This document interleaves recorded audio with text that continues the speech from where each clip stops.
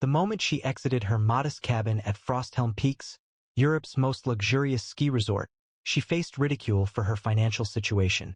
Her worn puffer coat, used skis, and a homemade wool hat gave the impression of a misplaced equipment handler. "That's the billionaire's girlfriend?" Someone scoffed. "I thought she was carrying the ski boots." The details of her past as a national athlete were unknown. She had been disqualified from the Olympics following a fabricated doping scandal engineered by the father of the heiress now facing her. Elise Wren stood in the cold scrutiny of the elite, her hazel eyes unwavering, her silence sharp.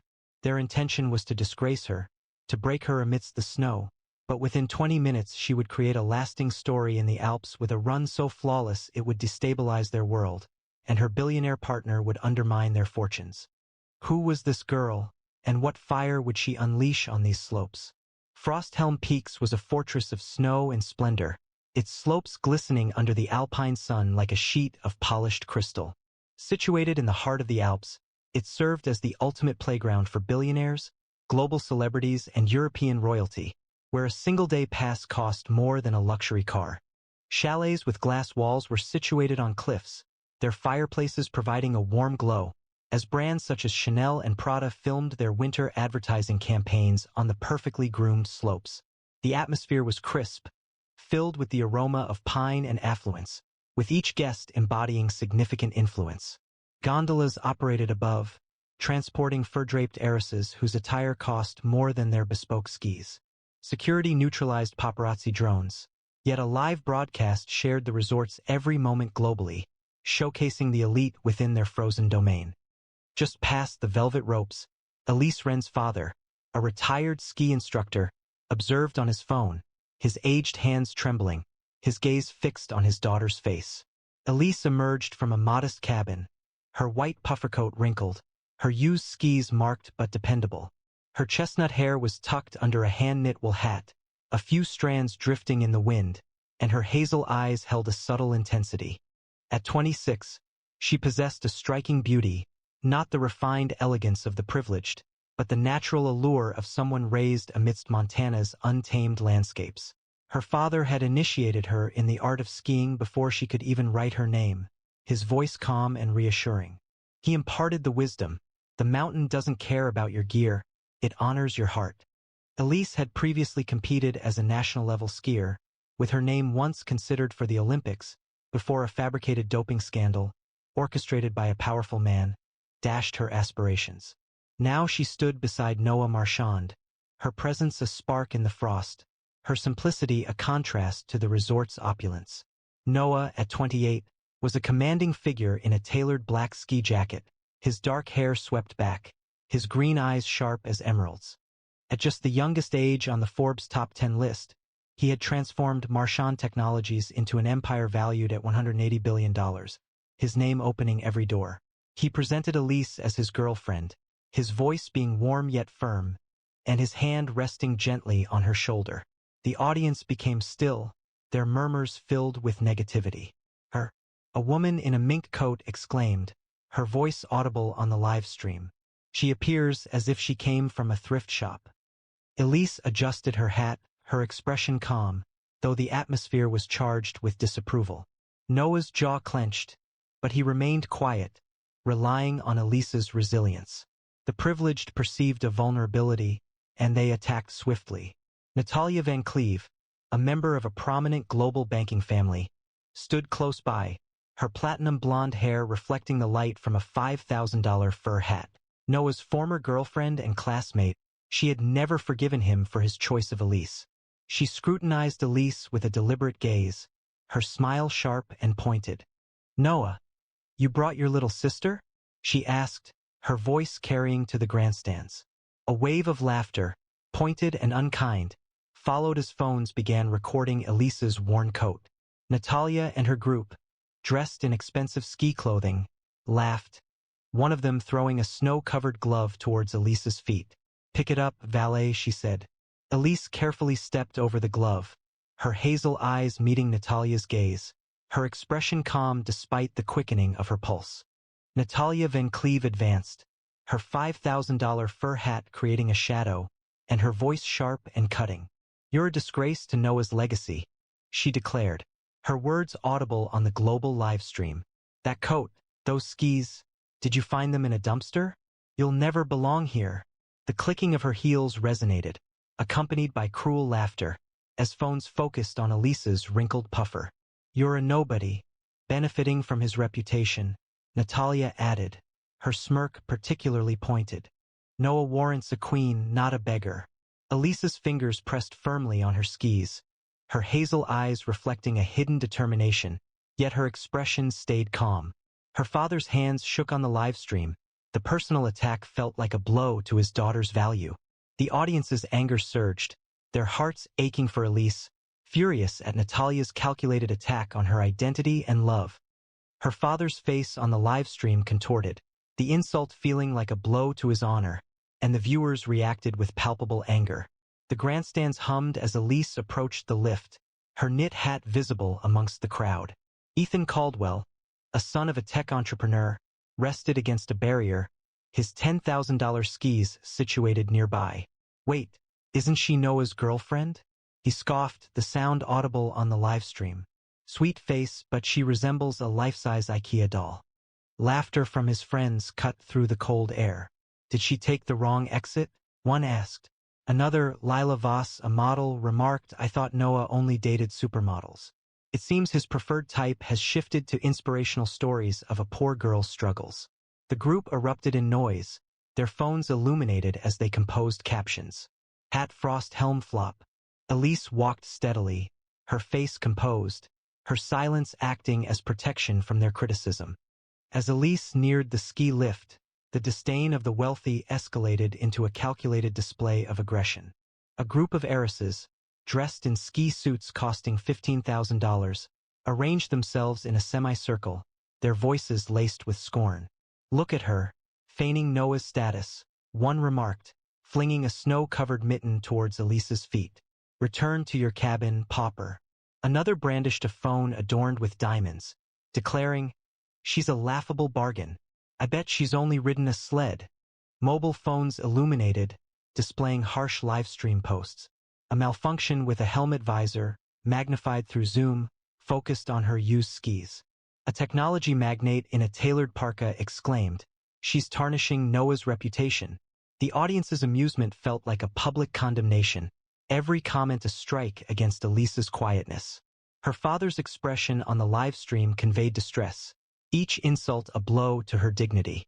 The spectators' anger escalated, their pulses racing, angered by this group's unwavering brutality. The audience's anger intensified, their hearts aching for her dignity. A collection of skiers, their boots shining, assembled close to the lift, their hushed tones sharp as shards of ice. She's a charity case, one remarked, the words audible on the live stream. Noah's slumming it for PR, another added. A discarded lift pass was thrown towards her, accompanied by the words, clean that up, boot carrier. The paper slid across the snow, lightly touching her boots, but Elise remained still. Her father's hands trembled visibly on the live stream, tears reflecting the light, yet he remained focused. Noah's companions, a group of venture capitalists dressed in tailored outfits, spoke quietly amongst themselves, their voices audible. Noah's lost it, one commented. Bringing a newcomer to Frosthelm? She's damaging his reputation. The derisive laughter grew louder, each syllable feeling like a blow to Elisa's heart. She straightened her posture, her hazel eyes flashing, but her smile remained unchanged. A Frosthelm lift operator, his branded jacket gleaming, joined in the teasing, his voice laced with condescension. Miss, this isn't the rental shack, he said, loud enough for the crowd to hear. Your gear's a safety hazard. Perhaps stick to the beginner's slope. He indicated her second-hand skis, his smirk reflected by nearby guests. We don't allow skiers with donated equipment on Death Curl, he added, prompting laughter from the elite. The phones illuminated, recording Elisa's composed expression, with captions appearing as ski reject. The crowd's acceptance felt oppressive, their elitism a visible humiliation. Elise straightened her knit hat, her hazel eyes unwavering, but her father's live stream displayed his face collapsing, and the staff's involvement suggested a new betrayal. The audience's anger escalated, their fury at this institutional cruelty of fire threatening to explode, wanting Elise to retaliate. Natalia took advantage of the situation, her voice echoing across the slope. "Elise, if you're truly here to ski, let's add some stakes," she said, her laugh sharp as the snow. "One rundown death curl. The legendary slope, exclusively for professional athletes. If you win, I'll offer a sincere apology and donate $2 million to a charity of your choice. But if you lose, you'll remove your gloves, kneel in the snow, and tell the press, I'm not worthy of Noah Marchand." The crowd reacted sharply, their phones raised, anticipating Elise's potential embarrassment. Noah moved forward, his voice firm. "Enough, Natalia," he said. Elise squeezed his hand, her expression calm. "Let them wager," she replied quietly. "But if I succeed, they depart this mountain and they refrain from mentioning me ever again." The resort's live stream transformed into a virtual battleground, broadcasting the elite's derision to millions. Comments appeared, guests posting in real time their captions of public shaming. "Hat Frosthelm freak," one read, focusing on Elise's hand-knit hat. Someone claimed she was a fraud, a post shared by a royal's niece. A guest shouted, "Bet she bribed her way in with Noah's money," sparking laughter that echoed across the slope. The livestream comments flooded with demands to ban her. "Loser," a woman in a $12,000 ski suit called out. "She's humiliating Noah. Someone stop this." Elise's hands remained steady, her hazel eyes fixed on the peak, but her father's face on the livestream was a study in agony, each digital jab a blow to his daughter's pride. The audience's anger was palpable, their hearts with Elise, longing for this global shaming to cease, their fury at its magnitude a burning pain. The arena exploded with derisive laughter, the elite's contempt a powerful surge. Death Curl was a formidable challenge, its name a caution to all but the most skilled. The crowd's taunts followed Elise to the lift, their phones recording her every movement. A Russian oligarch's daughter, wrapped in sable, shouted, "She'll fail before the first turn." Laughter rippled through the group, their diamonds flashing in the light, with one person exclaiming, "Bet she's never seen a slope like this." The livestream commentary rapidly increased, with messages reading, "She's done. Poor girl fail." Ethan Caldwell rose to his feet, his voice carrying across the area. "Why is she even here? This is our mountain, not a welfare run." The onlookers responded with cheers, their sense of privilege forming a barrier around Elise. A ski instructor, having received payment from Natalia, subtly altered the slope's configuration, directing Elise's run toward a dangerous area of hidden ice and unprepared terrain. Elise examined her skis, her braids moving, her hazel eyes focused on the peak. The audience's anger simmered, their fury at this planned cruelty a palpable presence. Natalia's scheme was in place. As Noah was diverted by a phone call from his board, the handler altered Elise's route, guaranteeing she would encounter a perilous situation no inexperienced skier could navigate. Natalia perceived Elise as merely a pleasant girlfriend accompanying him, her borrowed equipment seeming to confirm her lack of expertise. She was unaware that Elise had previously been a national skier, her name permanently recorded in junior championship records. At 19, Elise had emerged as a rising star, her skiing characterized by grace and fluidity, until Natalia's father, who was then president of the Ski Federation, manufactured a doping scandal to facilitate the advancement of his daughters. The accusation destroyed Elise's Olympic aspirations, effectively ending her career through deceit. Now, she stood at the summit of Death Curl, her skis firmly planted, her heart ablaze, oblivious to the ice that lay beneath. Elise sped down the slope, her white coat aflash against the snow, her skis carving through the powder. The audience fell silent, their phones raised, anticipating a fall. Death Curl was a formidable challenge, steep and winding, with precipices that made experienced skiers hesitate. The initial concealed patch of ice appeared, a treacherous hazard intended to unbalance her. Elise detected the change, her body leaning low, her skis grazing the side. She executed a 360 twist, her braids swirling, completing the maneuver with a sharp eagle landing that seemed to break the laws of physics. The audience reacted with a collective intake of breath, their previous amusement silenced. Coaches from the training area below rose to their feet, their clipboards momentarily discarded, to applaud. Elise's speed was overwhelming, each movement demonstrating exceptional skill, her used skis a challenge to those who doubted her. The live stream viewership surged. Who is she? This is unbelievable. The second obstacle appeared quickly, a rough section of unprepared ground with rocks partially hidden by snow. Elise moved with fluidity, her form a graceful line as she descended the slope. She navigated the hazard with ease, the sound of her skis filling the air, her hat remaining secure against the wind.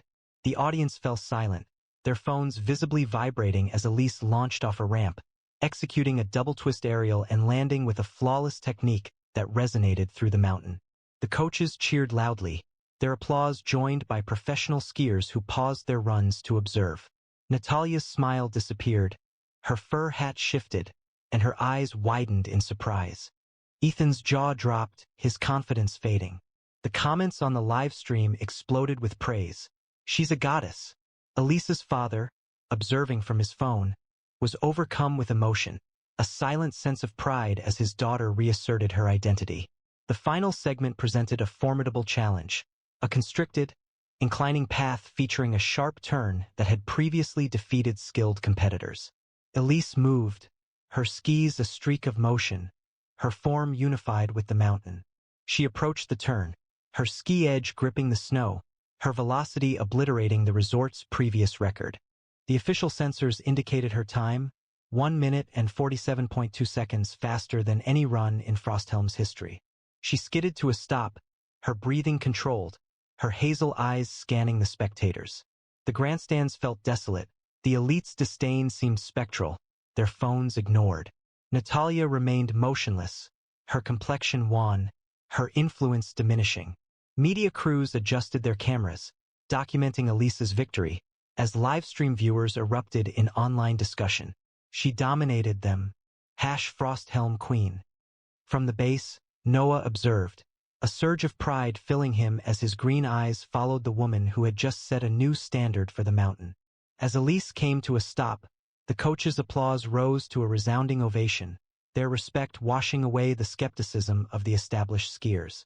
A seasoned Olympic trainer, his silver hair gleaming in the sunlight, approached. Elise Wren just skied like a world champion, he announced, his gaze fixed on Natalia. Her talent was obscured by deception, and today, she has rightfully recovered it. He addressed the crowd, his expression serious. Those who had ridiculed her ought to feel remorse. Natalia's complexion paled, her fur hat dropping onto the snow, her rein faltering in the face of Elise's victory. The live stream recorded her astonishment, with comments appearing rapidly. She's finished. #EliseLegend. The coaches raised their hands, confirming Elise's record as official, establishing her name as an enduring legacy on Frosthelm. Elise stood confidently, her knit hat a modest symbol of her triumph, her victory sharply diminishing Natalia's self-assurance. The audience erupted in cheers, their spirits lifting as Elise's skill silenced her detractors, her performance a symbol of fairness. Elise grasped the microphone, her voice strong and unwavering, piercing the quiet like a sliver of ice. I was removed from Olympic selection after your father invented a doping accusation against me, she stated, her hazel eyes fixed on Natalia, but I no longer desire gold medals. I simply needed to defeat you, to demonstrate that intelligence isn't dictated by your financial resources. A hush fell as the onlookers shifted, their previous harshness evident. Noah advanced, his hand gently touching hers, his voice firm and decisive. My family is withdrawing all investments from the Van Cleve Bank, he declared, his eyes gleaming intensely, and you are permanently prohibited from entering any resort managed by my corporate network. Natalia visibly faltered, her fur hat slipping, her family's power seemingly threatened. The repercussions were immediate. Ethan Caldwell walked slowly toward the lodge, his $10,000 skis unused, and his group avoiding his attention. Lila Voss attempted to dismiss the situation, but her modeling contract was already being reconsidered, her sponsors concerned by the reaction to the livestream. The Russian oligarch's daughter, who had wagered on Elise's fall, quietly left, her sable coat unable to block the rumors. She lost everything. The instructor responsible for manipulating the slope was dismissed immediately, his badge taken, and his career finished. The stands emptied, the elite resigned, their exclusivity shattered by the girl in the wrinkled coat. The Frosthelm crowd, once a wall of scorn, now stood in awe, phones down, and the former brutality was a bitter memory. A young skier who had been silent until then approached Elise, her voice trembling. "I was wrong to be silent," she said, her eyes shining. "You are what this resort should honor." The others joined her. The applause soared and the tide of respect drowned their past insults. The live stream documented the change, with comments rapidly appearing. "She transformed the mountain." #Elise serves as an inspiration. Ethan Caldwell's confidence crumbled, his $10,000 skis unused, his group dispersing as their embarrassment went viral. Lila Voss retreated, her modeling career suffering, her ridicule now a visible mark. The Russian oligarch's daughter remained isolated, her sable coat offering no protection from the murmurs. She wagered against a queen. Elise's talent burned brightly, fundamentally changing Frosthelm, her victory a lasting condemnation of those responsible. The audience's hearts pounded, their frustration evolving into pride, Elise's performance becoming a legendary tale that silenced her critics. Noah's companions, who had previously ridiculed Elise's abilities, dispersed, their investments wavering under Marchand's sway. The live stream gained worldwide popularity, Elise Ren dominating social media, her run establishing itself as a legend. Noah embraced Elise, speaking softly, his words intended solely for her. "You didn't need to prove anything," he said, his hand brushing her cheek. "You were always enough." Elise smiled, her hazel eyes softening, her knit hat a quiet crown. The resort's leaderboard was updated, her name now etched at the top. Elise Ren, death curl record, 1 minute and 47.2 seconds. Coaches approached, their respect palpable, one whispering, "You should have been at the Olympics." The live stream captured their embrace, comments appearing rapidly. "She's a queen," Noah and Elise. The mountain's structure changed, its entrances becoming more accessible, its essence transformed by a girl who'd skied past deception and ended it all with a flawless run. 2 days after Elise's run, a video of it became widespread online, with the caption, "Never judge a skier by her gear." The internet reacted strongly, her name becoming a symbol for those who are overlooked. Noah and Elise stood together, holding hands, their future representing a commitment to honesty. She faced ridicule and emerged a legend, not through victory, but through unwavering integrity. Frosthelm Peaks was no longer exclusive, it belonged to her, a testament to a young woman in a hand-knit hat who had inspired the Alps. Legendary skiing doesn't require expensive equipment, and genuine love isn't found in material possessions. It's found in staying true to what's important. Like, share, and subscribe for more stories like this. And tell us in the comments, what would you do if you were Elise? She endured a deeply embarrassing ordeal. During her wedding, each step she took down the Montclair Castle aisle felt oppressive, as if crushed under the weight of mocking stares. "Wait, that's the bride," someone derisively commented. They thought she was a member of the staff who was lost. Her dress was simple silk, lacking any embellishments, no shimmer, no train, no designer lace. She proceeded alone, without bridesmaids or family. And beneath the sound of clinking wine glasses arose whispers, cutting like knives. Was she deserted? She isn't suitable to be a billionaire's wife. Perhaps he reconsidered. A marriage arranged for compensation? Then the helicopter arrived. The individual everyone believed would be absent emerged. And in his hand he carried her father's. Montclair Castle stood as a stronghold of luxury. Its aged stones were situated on the cliffs of southern France, where lavender fields bordered the Mediterranean's sapphire glow. This was not simply a wedding location. It served as a prestigious platform for the world's elite. Global financiers, royalty, tech titans, and dynastic heirs were in attendance. These very halls had previously hosted the engagement of Monaco's princess, their chandeliers reflecting a rich history. No press entered through its iron gates, no paparazzi climbed its walls, and no social media presence marred the event. Invitations were meticulously hand-etched on vellum, each name representing a key to power. Rothschild, Windsor, and Musk were present. Crystal flutes clinked, diamonds sparkled, and each guest possessed a significant level of influence. The air was fragrant with rosewater and ambition, and the castle's gardens showcased a display of immense wealth. Away from the exclusive area, a retired schoolteacher observed on a private live stream, his delicate hands shaking, his eyes focused on his daughter's singular poise. Iris Lane entered the castle's magnificent hall, her unassuming silk dress moving gently, crafted by a friend from a Kenyan nonprofit. It featured no crystals, no striking designs, only understated sophistication. Her chestnut hair cascaded loosely, accented by a simple veil, and her hazel eyes held a composure that appeared to quiet the room. At 27, Iris possessed a striking beauty, unpolished by the trappings of high society, and evident in the natural grace of someone who had educated children beneath acacia trees and handled aid contracts in Nairobi's dusty offices. Growing up in a modest New York apartment, she had experienced the loss of her mother to leukemia at 12. Her father, currently struggling with late-stage cancer, was too unwell to journey, his hospital bed a distant reality. She had once envisioned attending Oxford, but instead opted for a career with a nonprofit, her spirit molded by a dedication to service, rather than a pursuit of prestige. She walked alone now, the sound of her used shoes soft on the marble floor, her unassuming appearance a striking contrast to the surrounding opulence of Versace and Dior. The assembled guests shifted as Iris entered, their gazes sharp and critical. Celeste Dupont, a French banking heiress wearing a $50,000 Dior gown, moved closer, her voice laced with scorn. Who permitted the kitchen staff to approach the aisle?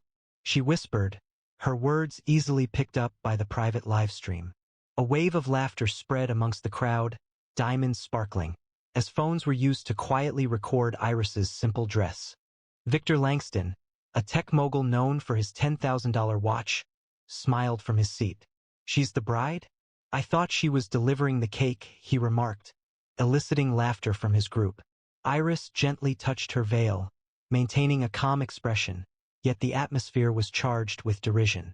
Her father's face on the live stream grew strained, the insults a blow to his pride, and the viewers felt a surge of anger, poised to erupt. As Iris walked down the aisle, the elite's disdain evolved into a planned attack. A flurry of irises and $30,000 gowns created a barrier, their voices a harsh, biting sound. Look at her, assuming she deserves this castle, one remarked, flinging a silk napkin toward Iris's feet. Back to the charity event, darling, another exclaimed, brandishing a phone adorned with diamonds. She's a bride from a thrift store. I bet she's never even witnessed a real wedding. Phones illuminated, their personal messages cruel, referencing Iris as a Montclair outsider, focusing on her pre-owned shoes. A hedge fund tycoon exclaimed, she's dragging this event into the gutter. The crowd's laughter felt like a public execution, with each word a lash against Iris's silence. Her father's face on the live stream showed pain, each taunt a blow to his daughter's dignity. The audience's anger intensified, their hearts pounding, furious at this mob's relentless cruelty. Amelia Westwood, Julian's cousin and a reluctant bridesmaid in a $20,000 Chanel dress, approached, her smirk sharp as a blade. You have no support, she stated, her voice quiet but sharp, intended for Iris's ears only. But perhaps you could make an effort to appear more refined? A Prince of Monaco is seated in the front row. Her companions chuckled, their pearls reflecting the chandelier's glow, their murmured comments a harmful current. A beneficiary, without lineage. Iris straightened, her hazel eyes meeting Amelia's, resolute but with a tremor in her neck. The guests' laughter rose, their disdain a display of shame. Her father's hands trembled on the live stream, tears reflecting the light, but he focused on his daughter's strength. The audience's anger intensified, their hearts aching for her as her reputation was challenged. Amelia's criticisms became more pointed, her voice rising to make sure the live stream captured each phrase. You're a blemish on the Westwood legacy, she declared, her Chanel dress sparkling under the chandeliers. That gown, that veil, did you obtain them from a second-hand store? You'll never be accepted here. The sound of her heels echoed, their laughter a harsh chorus, as phones focused on Iris's simple silk dress. "You're a nobody benefiting from Julian's reputation," Amelia stated, her smile sharp and pointed. "He deserves a queen, not someone of lesser means." Iris's fingers pressed tighter on her veil, her hazel eyes revealing a hidden strength, though her expression remained calm. Her father's hands shook as he watched the live stream, the personal insult wounding his daughter's sense of value. The audience's anger intensified, their feelings of sadness for Iris growing as they reacted to this calculated attack on her identity and love. The murmurings of the crowd became louder, their sense of privilege creating a protective barrier around Iris. A wife of a Russian oligarch, wearing a $30,000 Givenchy gown, turned to her husband. She commented about Iris's mother's absence, questioning if it was due to a lack of a ticket or funds. Her voice was audible on the live stream. Her friends chuckled, their jewelry sparkling, with one remarking, "It must be a charity wedding. He is engaged in humanitarian efforts, facilitated by marriage." Devices emitted light, subtly recording Iris's plain veil, with accompanying messages appearing in personal conversations. "A misjudgment in Hat Montclair." Oliver Crane, the son of a British lord, commented, "She appears to have stepped out of a soup kitchen." Amusement reverberated within the castle's stone walls, each word feeling like a stone thrown at Iris's heart. She straightened her veil, maintaining a steady smile, her silence acting as a defense against their malice. A wave of anger surged through the audience, their outrage at this planned cruelty a palpable force. The castle's employees, accustomed to remaining unseen, participated in the taunting with quiet remarks. A waiter, offering champagne, halted near Iris, speaking softly but clearly. "Miss, the staff entrance is over there," he stated, indicating a side door, his smile reflected in the expressions of other attendees. "We don't generally permit guests to stand at the altar," he continued, prompting laughter from the privileged. Cameras recorded Iris's serene expression, their intimate messages circulating. Wedding fraud. The audience's applause felt like a crushing wave, their self-importance a visible condemnation. Iris straightened her veil, her hazel eyes steady, but her father's live stream showed his face marked with distress, revealing the staff's involvement in a new act of deception. The viewers' anger reached its highest point, their pulses racing at this systemic injustice, their resentment poised to erupt. Upon Iris's arrival at the altar, the groom's absence felt like a new blow. Julian Westwood, the founder of Westwood Intelligence, who controls 40% of the global AI market, was missing. There was no music and no quartet played. The officiant, a silver-haired dignitary in a tailored suit, remained silent, his eyes moving uneasily. The guests looked at each other, their murmurs increasing. Had he abandoned her? A Dutch heiress murmured, her $15,000 earrings shifting. Whispers circulated about him still seeing that Italian model. One person commented, their voice picked up by the live stream's concealed microphones. Perhaps this entire situation was a publicity maneuver, someone suggested. Marry then vanish. Iris remained solitary, her simple dress sharply contrasting with the vacant spot next to her, her hazel eyes focused on the distant view. Her father's expression on the live stream faltered, the rejection a painful blow, and the audience's anger intensified, hoping for this public humiliation to cease. The live stream transformed into a space of harsh judgment, intensifying the elite's disdain for a worldwide audience. Phones illuminated, guests sharing messages in private chats, their comments a public condemnation. Nana Mebride, one read, focusing on Iris's simple veil. "She's a fraud," another posted, disseminated by a royal's cousin. A guest exclaimed, "Bet she paid to wear that gown," which triggered a surge of laughter that resonated throughout the hall. The live stream's hidden comments overflowed with messages like, "Cancel the wedding," and "Imposter."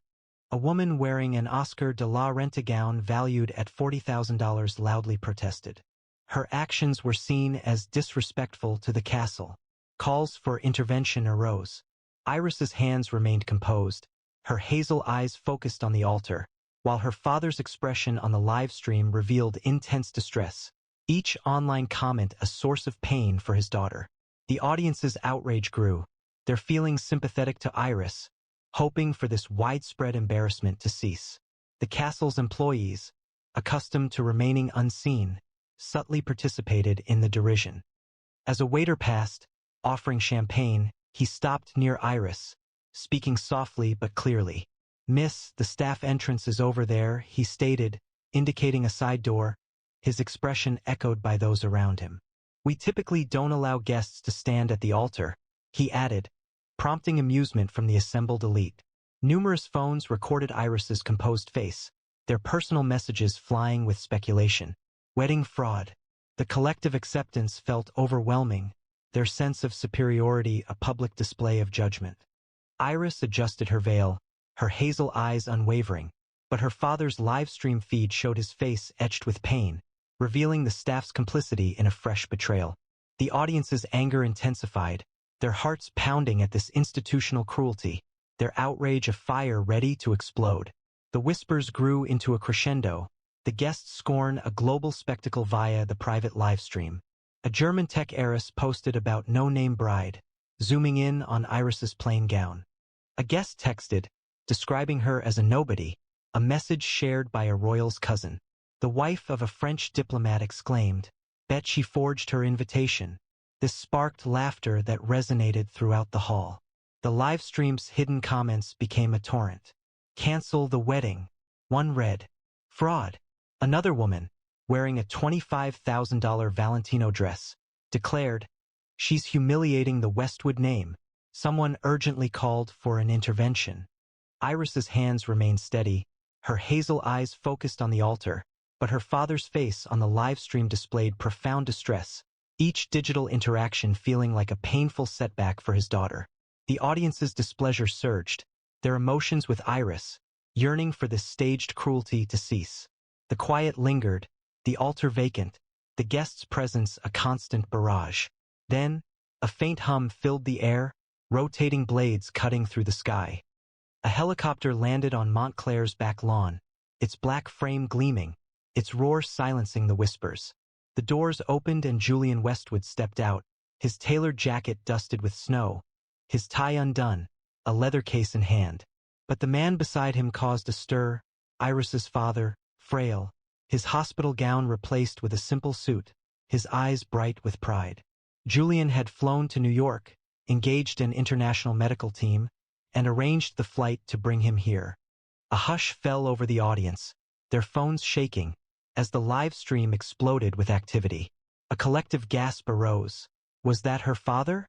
Iris's hazel eyes grew wide, her breath paused, her composure faltering for the first time. The audience's spirits lifted, their frustration transforming into wonder, the reality a revelation. Julian didn't approach the VIP carpet. He sprinted, visibly running, across the lawn, his shoes disappearing into the grass, his blue eyes fixed on Iris. He arrived at the altar, out of breath, and clasped her hand, his voice strained. "Please accept my apologies for the delay, but I pledged I would always ensure you weren't left unsupported." He addressed the attendees, his expression intense. "This day marks not my wedding, but a ceremony celebrating the individual who enabled me to feel deserving of love." He indicated the officiant, and then exited the dressing room. After 5 minutes, he reappeared wearing a plain white tuxedo, devoid of cufflinks and any unnecessary embellishment. The assembly made way for him, their disapproval diminishing to a distant murmur, their mobile devices momentarily disregarded.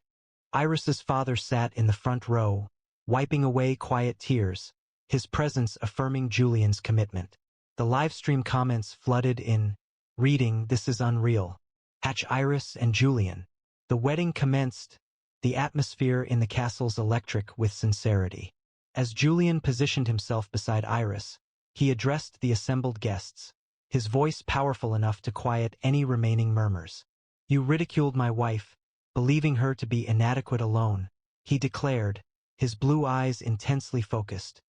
"Iris Lane remains the core of this castle, and you will be held accountable for your actions." He presented a tablet, showing canceled agreements, suspended accounts, and terminated collaborations. "Each of you who mocked me, your names are removed from my network," he stated, his eyes fixed on Amelia. You, cousin, are excluded from the Westwood Empire completely. The assembly reacted with shock, their jewels losing their brilliance, their standing diminishing. Celeste DuPont's banking arrangements collapsed, Victor Langston's technology corporation weakened, and the live stream became viral. Justice prevailed, Ren influence solidified, and Iris remained composed, her simple dress appearing regal, her victory confirmed by Julian's fury. The viewers applauded, their spirits lifted as his power diminished the arrogance of the influential. Iris's history remained unknown, whether to the attendees, not Amelia, or the livestream audience. At 20, she demonstrated exceptional linguistic ability, achieving fluency in 5 languages, and her work with nonprofits in Kenya connected assistance to isolated villages. She instructed children in schools constructed of mud, her earnings just enough to cover rent, her emotional development influenced by her mother's passing and her father's bravery. She encountered Julian at a Nairobi conference. Her translation of a refugee's account inspired him to financially support her organization. Their affection developed discreetly, away from public attention, based on common principles, rather than material possessions. She now stood at Montclair, her simple gown a statement against the elite's perceived disdain, her heart filled with a fierce determination to expose their falsehoods. The wedding ceremony was understated. There was no orchestra, no elaborate floral decorations, only Iris and Julian at the altar, their hands joined. The officiant spoke with a calm voice, his words a solemn promise of commitment, honor, and enduring love. Iris's father stood, visibly weakened but steadfast, and took her hand, leading her to Julian. The guests stood, the memory of their previous harshness a burden they carried, their quietness a strained politeness. Julian's gaze remained fixed on Iris, his self-esteem a suppressed intensity. The live stream recorded their promises, with comments appearing rapidly. She's a queen, a Montclair miracle. The castle's order changed, its entrances opening further, its essence redefined by a woman who had faced rejection and now seemed beyond reproach. Julian moved ahead, needing no amplification, his voice sharp and clear. I heard every word that was said, and I am aware of who spoke. He turned to Amelia, his cousin, his expression chilling. You invoked the Westwood name to disparage my wife? You are hereby removed from every family trust established under my name. Her Chanel dress appeared to droop, her smirk vanished, her standing diminished. He addressed the guests, his blue eyes fierce. Those of you who questioned her worth, who referred to her as the bride with no name, you are no longer included in any of my future deals. Ever. A hush fell over the assembly, their jewels losing their luster, their power wavering. Celeste DuPont's glass broke upon the marble floor, Victor Langston's timepiece ceased functioning, Oliver Crane's distinction proved insignificant. The live stream rapidly gained global prominence, with Iris Lane dominating social media, her lone walk becoming a celebrated event. The elite's decline was instantaneous, their pride collapsing under Julian's direction. Amelia's complexion paled, her financial resources cut off, her influence dispersing as their humiliation spread online. Celeste DuPont's banking empire encountered sanctions, her derision a public embarrassment. Victor Langston's tech agreements were terminated, his contempt a critical error. The Russian oligarch's wife departed, her Givenchy gown offering no protection from the rumors. She disrespected Westwood's bride. Oliver Crane's lordship was the subject of ridicule, his wagers a humiliation. The employees who had sneered were dismissed, their careers ended. The attendees who had laughed were denied access, their standing diminished. Iris stood beside Julian, her simple veil a quiet crown, her hazel eyes unwavering. The live stream recorded the outcome, comments appearing rapidly, they received what was due. Hail Iris resonated within the audience's hearts, their anger shifting into pride. Iris's victory and Julian's fury, a blaze that consumed the elite's injustice. The repercussions were immediate, a resolution brought without words. Amelia retreated into the castle's shadows, her trust fund depleted, her followers avoiding her. Celeste DuPont's banking empire underwent audits, her disdain a public mark. Victor Langston's tech deals failed, his derision a widely shared error. The Russian oligarch's wife departed, her Givenchy gown offering no protection from the rumors. She criticized Westwood's wife. Oliver Crane's lordship was ridiculed, his wagers a shame. The employees who had sneered were terminated, their identification removed, their careers ended. The attendees who had laughed dispersed, their invitations cancelled, their power diminished. Iris stood beside Julian, her simple gown gleaming, her hazel eyes gentle yet firm. The audience's hearts pounded, their anger changing into pride. Iris's victory was a force that consumed the elite's harshness. Iris's father sat in the front row, his tears silent, his suit a gift from Julian. He rose again, took Iris's hand, and placed it in Julian's, his voice a whisper. "You've always been enough." The castle rose, no one daring to remain seated, not because of Julian's power, but because of Iris's eyes. Eyes that had witnessed loss, service, and love, and now radiated a strength that humbled the elite. Julian held her hand, their vows a promise of truth. No tiara adorned her, no $100,000 gown clothed her, but Montclair belonged to her. A monument to a woman who'd walked alone and made the world bow. She possessed no noble name, no dynasty behind her, no diamonds on her wrist. She possessed something unique compared to everyone else at Montclair, a man prepared to abandon everything simply to hold her hand. If you enjoyed this story, please like, share, and subscribe for more, and let us know in the comments, would you have stood alone like Iris did? Entering the interview at a leading financial firm, she felt belittled by a panel who mocked her linen shirt and accused her of being a fraud. They dismissed her impressive resume, laughing, and declared, "You're no leader. Go fetch coffee." Despite the humiliation, Elena remained composed, concealing a secret that would dramatically alter their perception. Shortly thereafter, the CEO addressed her with deference, his voice wavering, "Madam Chairwoman." The Altera Group's headquarters dominated Manhattan's skyline, a glass monolith projecting power and prestige. Its lobby resembled a cathedral of wealth, featuring marble floors, gold-trimmed elevators, and a chandelier, comparable in size to a small car, scattering prisms across leather sofas.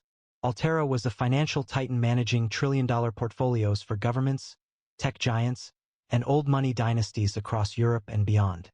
The boardroom regularly welcomed Nobel laureates, and its executive suites saw a constant turnover of individuals from Ivy League institutions.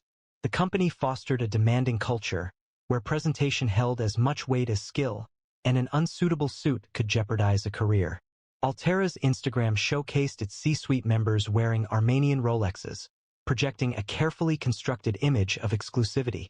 It was an environment where status served as protection, and those not belonging often faced rejection.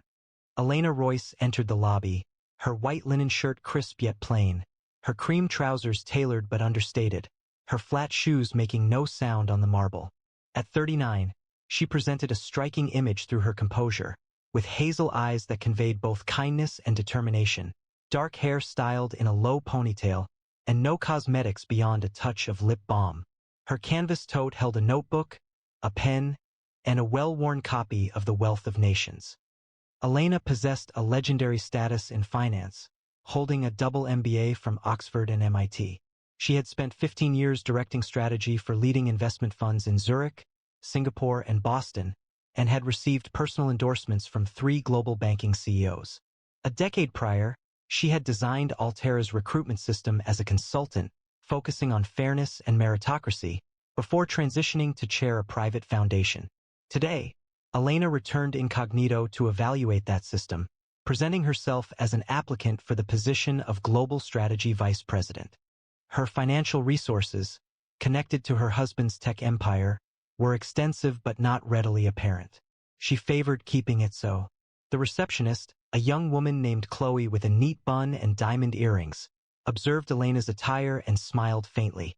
Applicants for interviews utilized the side entrance, she stated, indicating a glass door. Elena acknowledged, her tote bag over her shoulder, and proceeded as directed, disregarding the hushed conversations from the suited executives in the vicinity. While Elena waited in the hallway prior to her interview, the other candidates, dressed in expensive suits and displaying a sense of superiority, gathered in a group around her. their murmurs cutting like barbs.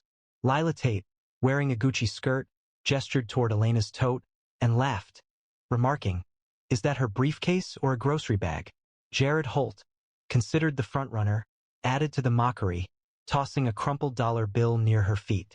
"For your dry cleaning," he said with a sneer, eliciting laughter from the assembled group. A fellow applicant, Ethan Crane, identifiable by his Rolex, took a photograph and shared it within a group chat called Altera Wannabes. He captioned the image hat budget candidate. The sound of their amusement reverberated through the hallway as phones recorded Lila's chant. "No suit. No shot." Emily Voss, a junior HR staffer, observed from close proximity, offering no intervention. Elena's grip on her tote bag tightened, her hazel eyes reflecting suppressed distress. Yet she maintained an upright posture, her composure a silent challenge to their unkindness. The video appeared on Instagram, quickly accumulating 10,000 views, and each comment felt like a personal affront. "Lost in turn?" one person wrote, followed by laughter. Or "the cleaning crew," another added, their amusement cutting. The side entrance opened onto a clinical hallway, where Elena joined a queue of applicants, primarily dressed in tailored suits and carrying leather briefcases. Jared Holt, a man in a pinstripe suit, looked down at her tote and remarked, "Hope you brought a better pitch than your wardrobe," his words intended to be heard and eliciting further laughter. Elena's hazel eyes shifted, but a faint smile touched her lips, her composure a quiet fortress. Within the interview room, a modern conference space featuring floor-to-ceiling windows, the panel was assembled. HR Director Michael Callahan, a man of substantial build in a $5,000 suit, Senior Manager Vanessa Klein, her red lipstick a sharp contrast against her tailored blazer, and Director of Operations David Rees, his cufflinks catching the light as he reviewed documents. Their gazes assessed Elena's appearance, their smiles restrained and calculated. Callahan reclined, a chuckle escaping him. "Are you the candidate? I assumed you were the coffee lady." Vanessa offered a smirk, commenting, "Is this your interview attire? Did nobody mention Altera has a standard?" The room's atmosphere grew heavy, their assessment a tangible presence. Elena spoke, her voice steady and deliberate. "Please review my resume, and let's begin the interview." Callahan scoffed, dismissing her file without opening it. "We'll get to that," he stated, his voice laced with disdain. The panel's inquiries seemed routine and intended to quickly end the discussion. While Elena tried to respond to Vanessa's shallow question regarding mergers, the panel seemed to intentionally undermine her. David Rees activated a projector showing a slide labeled Candidate Attire Standards featuring a photograph of a woman in a linen shirt closely resembling Elena's, marked with a red X. He stated with a smirk, and as the room chuckled, "This is you." Callahan then cut her off, demanding, "Speak louder. It's hard to focus with that outfit." Vanessa dropped a second test, 5 pages of conflicting financial models while still mentioning, "Oh, and this one's due in 3 minutes." The panel chuckled, their pens tapping, as Jared glanced in, winking at Callahan. The sabotage was obvious, a display intended to unsettle her. Elena's pen hesitated, her hazel eyes focusing, but she kept writing, her demeanor steady. A screenshot of the slide appeared, shared on the Altera Elite Slack with the caption, "Shash, dressed to fail." Each share felt like a public humiliation of her. "Describe your experience with high-stakes mergers," Vanessa inquired, her pen tapping with impatience. Elena started explaining her involvement in a $50 billion deal in Singapore, but David interrupted her. "That's sufficient," he stated, a smirk playing on his face. "It seems like assistant-level work." The panel looked at each other, their enjoyment evident. Then Callahan placed a 10-page financial analysis test onto the table. 5 minutes, he stated. "Let's see if you're worth our time." The test was exceptionally difficult, filled with complex equations, inconsistent data, and designed to be failed. Elena reviewed it, her hazel eyes focusing, but she wrote consistently, her pen moving with accuracy. When the time ended, Vanessa took the papers, giving them only a brief look. "You don't align with our leadership culture," she stated, her voice resolute. The reasons given were incorrect attire, a lack of presence, and a poor test performance. Before Elena could reply, Jared Holt, the candidate waiting outside, entered, his pinstripe suit sharply visible. He had been previously chosen. His interview was a mere formality following a $200,000 donation to Callahan's private fund. Jared gave Vanessa a wink, and she returned the gesture, moving his file to the top. "Now this is leadership material," she announced, making certain Elena heard. The panel chuckled. Callahan patted Jared's shoulder. "You're our guy," he stated, disregarding Elena's presence. The room's established order was evident. Wealth and appearances held more value than qualifications. Elena rose, holding her tote, and inclined her head, her voice calm but resolute. "I am unaware of any candidate so remarkable that the panel would dismiss all established criteria, encompassing experience and ethics. However, if a financial offering is sufficient to influence a decision, then today's assessment is superfluous." A palpable silence fell. Callahan's face flushed, his hand striking the table as he rose. "Are you suggesting we solicit bribes?" he demanded. "Do you have any understanding of who you're addressing? This is a leading financial conglomerate, not a venue for unfounded claims." Vanessa's slight smile disappeared, and her pen fell from her hand. David moved closer, his tone sharp. "You display a remarkable lack of respect, madam. It's no surprise you present yourself so plainly." The other candidates in the hallway, looking through the glass, murmured, "She's finished." Elena remained unmoved. She met Callahan's gaze, her voice calm and measured. "I know precisely who I am addressing," she stated, "and with equal clarity, who is not worthy of a place at this table." A profound silence filled the room, unsettling the panel, their eyes shifting with unease. As Elena's words lingered, Vanessa turned to David, her whisper carrying through the space. "She is likely a dissatisfied employee seeking legal action," she remarked with a smirk. "Observe her closely. It seems likely she created her resume at a public library." The interview panel reacted with laughter, their voices cutting, as Jared joined in, offering a playful salute to Elena. "Better luck at the temp agency," he remarked, high-fiving David. Candidates in the hallway quietly chuckled, recording the interaction on their phones for a private Slack channel named All Terra Elites. The video circulated rapidly, accompanied by captions like, "Our coffee lady crashes." Comments followed, including dismissive remarks like, "What a loser! Fire her already." Elena's fingers gripped her tote, her hazel eyes unwavering. However, the shame felt palpable, enveloping her like smoke. She remained silent, her dignity serving as a defense against their harshness. The panel's derision intensified. One man, still visibly angered, snatched Elena's test and ripped it in half, throwing the fragments onto the table. "This is our assessment of your abilities," he declared, his voice resonant. "You are consuming our time." Vanessa rose, the sound of her heels sharp, and indicated Elena's tote. "Check that bag before she leaves," she instructed a security guard stationed by the door. She added, "I wouldn't be surprised if she's got company pens in there." The guard, a stocky man named Victor, smirked and approached, his radio emitting static. "Open it, ma'am," he said, his tone suggesting suspicion. Elena calmly unzipped her tote, displaying only her notebook and book. But the guard shook his head, murmuring, "Shady."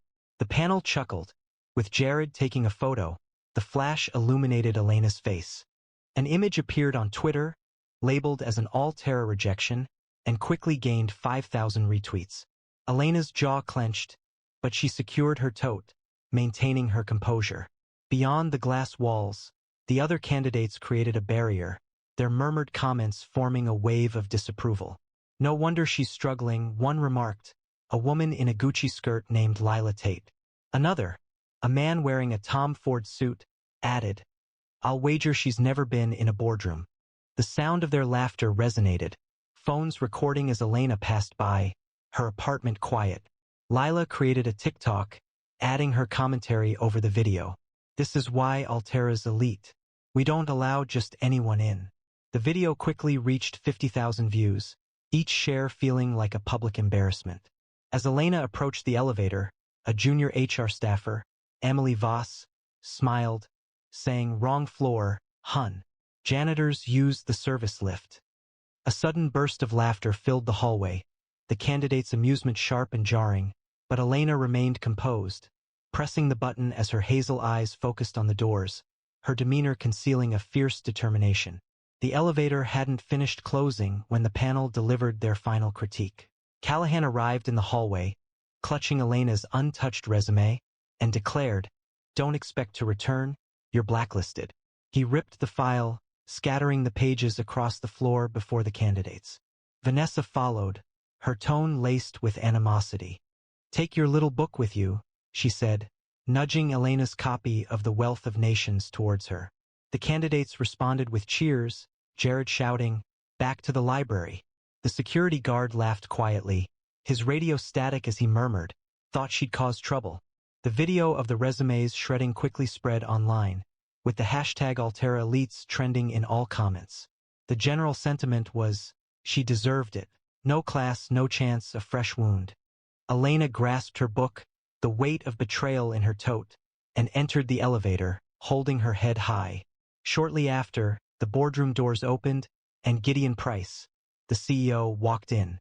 At 50 years old, he was a renowned figure, possessing a strong jawline, silver-flecked hair, and blue eyes that commanded attention. Gideon had transformed Altera into a worldwide leader, his reputation for impartiality as respected as his intelligence. Without looking at the panel, he walked purposefully toward Elena, who had been brought back by his assistant, Lucas, a young man in a navy suit. The atmosphere in the room changed, and the panel's expressions softened. Gideon halted before Elena, his voice a low and steady tone. "Madam Chairwoman," he said, inclining his head slightly, "I apologize for the delay." The room felt heavy, and the panel's complexions paled. Elena released her coat, exposing a gold-plated badge affixed to her shirt, identifying her as chairwoman of the board, Elena Royce. She addressed the panel, her hazel eyes displaying a controlled coolness. "I did not come here seeking employment," she stated, her voice clear and resonant. She hesitated, her eyes meeting those of Callahan, then Vanessa, then Jared. "And the conclusion is negative." Following Gideon's words, "Madam Chairwoman," the panel's confidence dissolved into fear. Callahan's face turned pale, his $5,000 suit offering no protection as he stammered, "Chairwoman? This is a mistake."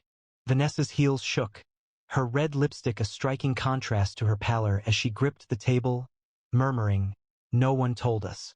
David's cufflinks made a clicking sound as his hands trembled, his projector slide still displaying the taunting image of Elena's outfit. Elena retrieved a tablet from her tote and presented a live feed of the Altera Elites Slack, revealing their captions, "Hat Coffee Lady crashes dressed to fail," to the assembled group. "You fostered a culture of corruption," she stated, her voice composed yet forceful, her hazel eyes focused intently on each panelist. The candidates in the hallway reacted with surprise, dropping their phones as Lucas displayed Elena's identification on the wall, prominently showing her title, Chairwoman of the Board. Gideon's blue eyes darkened, his voice a growl. "You're done," he told the panel, their careers vanishing before them. The room's silence served as a verdict, their fear a palpable force as Elena's power altered their world. Gasps spread through the room, the candidates in the hallway stopping, their phones lowering. Callahan's mouth opened but no words came. Vanessa's heels wobbled, her red lipstick a striking contrast against her complexion. Jared's pinstripe suit seemed to contract, his confidence gone.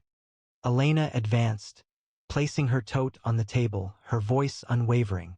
10 years ago, I established Altera's hiring process to emphasize merit, skills, ethics, and vision, she stated. Today, you have demonstrated that it has become a venue for corruption and prejudice. She retrieved a folder from her tote, passing it to Gideon. This contains proof of payments to guarantee positions, encompassing Mr. Holtz. The folder specified Jared's $200,000 contribution, bank transfers linked to Callahan's account, and emails from Vanessa assuring Jared the position. A wave of shock rippled through the panel. Their hands shook. Gideon's expression grew severe, his voice firm. He announced, "Effective immediately, Mr. Callahan, Ms. Klein, Mr. Reese, and Mr. Holt are suspended pending investigation." The security guard, Victor, visibly lost color, his radio unresponsive as Lucas led him away. The consequences were substantial.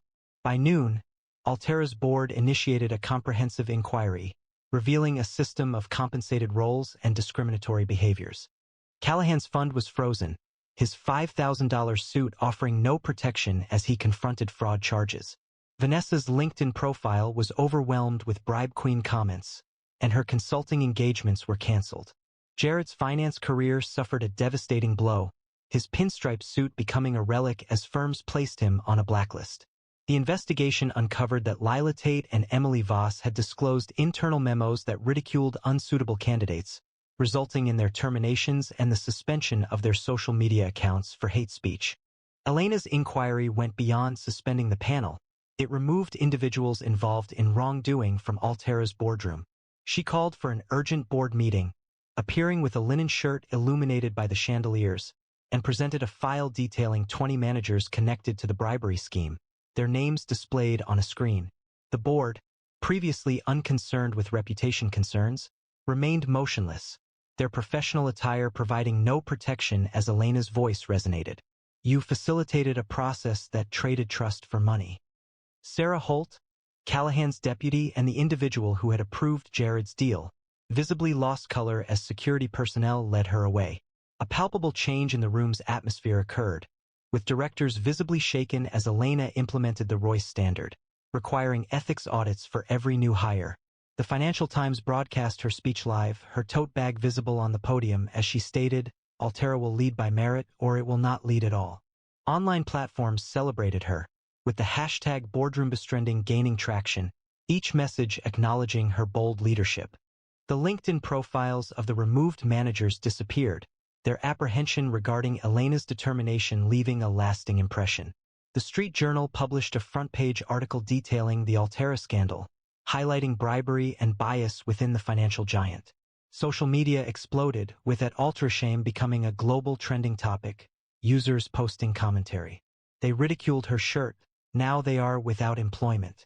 The hallway candidates, previously Elena's detractors, confronted a public accounting as Lucas broadcast the interview recordings to Altera's internal network. Lila Tate's Gucci skirt appeared to droop as a TikTok video making fun of Elena appeared, her face flushed as colleagues murmured, "That's her." Jared's dollar toss played again, his pinstripe suit offering no protection. As gasps echoed in the hallway, his Altera-inspired group chat, with 200 members, was revealed, causing embarrassment. Ethan Crane's Rolex shone as he attempted to leave, but security prevented him, his photo post now labeled, "Nashtad Career Killer Online." Elena stood at the room's center, her tote on the table, and stated, "You judged me by my shirt, not my skills. Now the world sees your character." The footage appeared on LinkedIn, accumulating 5 million views, with comments such as, "They're finished. Elena's a queen." A cheer arose for her triumph. The candidates' careers suffered a collapse, their elitism becoming a public embarrassment, their fear of Elena's power serving as a lesson reflected in their downfall. The audience responded with enthusiasm on social media, with Royce rules trending as Elena's justice prevailed. Footage from a leaked interview, provided to a news outlet by Lucas, reached 30 million views. The video depicted Callahan ripping Elena's test, Vanessa's request for a bag check, and Jared's taunts, contrasted with Elena's composure and Gideon's bull. The phrase "Madam Chairwoman" became a recurring theme on TikTok, with each mention celebrated as a sign of Elena's victory. Videos of the candidates, including Lila's TikTok and Jared's photo, were transformed into memes bearing the caption "Elite Losers." Altera's Instagram, previously a platform displaying authority, was overwhelmed with comments expressing disapproval, such as "Shame on you," seeking justice for Elena. The board's apology, released at 6 a.m., was overshadowed by online criticism, and the company's reputation became a warning example. Elena went beyond suspensions. 1 week later, she appeared at a press conference wearing a plain navy blazer, with a tote bag on the podium, to announce Altera's revised recruitment policy. She stated, with unwavering hazel eyes, that all applications would be submitted anonymously, without names, photos, or personal branding. Only skills would be considered.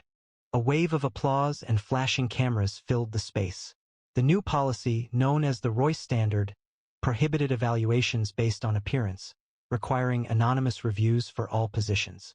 Forbes described it as a seismic shift in executive recruitment, and organizations such as Goldman Sachs and UBS implemented comparable procedures. Elena's Royce Standard created a significant impact far beyond Altera, compelling international companies to confront their own biases. During a Davos panel discussion, Elena, with her tote by her side, urged CEOs to implement blind hiring, her hazel eyes focusing intently on a visibly unsettled bank executive who had previously criticized her consulting work. The room fell silent. His apology was subsequently tweeted, and Elena effect became a trending topic as 50 firms committed to reforms. Following the panel at Altera, the desks were cleared, Callahan's awards were discarded, Vanessa's designer pens were taken, and Jared's framed MBA was placed in a bin. Colleagues observed with astonishment as Elena passed, her flats making no sound, her voice composed. This exemplified accountability. The Economist highlighted her with the cover story, the chairwoman's revolution, her linen shirt becoming symbolic. The individual responsible exhibited clear apprehension, their names removed from finance records, their workspaces deserted as Elena's policies transformed the industry. Online platforms expressed approval, with users commenting, "She straightened the executive out." Elena's influence, understated yet profound, left those responsible feeling shaken. Elena's impact extended beyond Altera. Her foundation initiated a worldwide program, providing financial training to 10,000 women, equipping them to address bias, with workshops featuring accounts of discrimination. She meticulously managed every aspect, her notebook documenting numerous ideas, and her tote bag a familiar sight at seminars. Her husband, Nathan Royce, a tech billionaire who established a cybersecurity enterprise, offered his support discreetly. His Gulfstream was stationed at Teterboro, yet it was Elena's vision that fueled change. The boardroom where she'd been mocked became the Royce Conference Center, honoring her legacy. Correspondence arrived from candidates globally, expressing how the Royce Standard instilled hope. Elena read each letter, her hazel eyes reflecting determination. Altera didn't fully regain its former vibrancy. Its stock price stabilized, but the company's culture transformed, the Royce Standard eliminating elitism. Altera's Instagram now highlighted a varied workforce, its chandeliers softened by Elena's influence. Callahan and Vanessa receded from public view, their bribes becoming a minor detail. Jared's LinkedIn profile remained inactive, his confidence concealed. Lila and Emily sought employment in retail, their TikTok videos removed. The public observed Elena's ascent, her white shirt symbolizing strength. She refrained from boasting, instead establishing a more equitable system, utilizing composure rather than animosity. Elena and Nathan enjoyed evenings in their Brooklyn brownstone, where the garden echoed with their daughter's laughter. She wore a linen shirt, he wore jeans, no tie. They discussed strategy over coffee, her tote on the counter holding a new photo. Elena at the policy launch, her smile radiant. Their wealth was immense, but their mission was greater, rooted in a shared belief in fairness. The world knew Elena now, not as a billionaire's wife, but as a force who turned scorn into systemic change. Elena Royce didn't need a title, she was the standard. If the story moved you, please like, share, comment, and subscribe for more.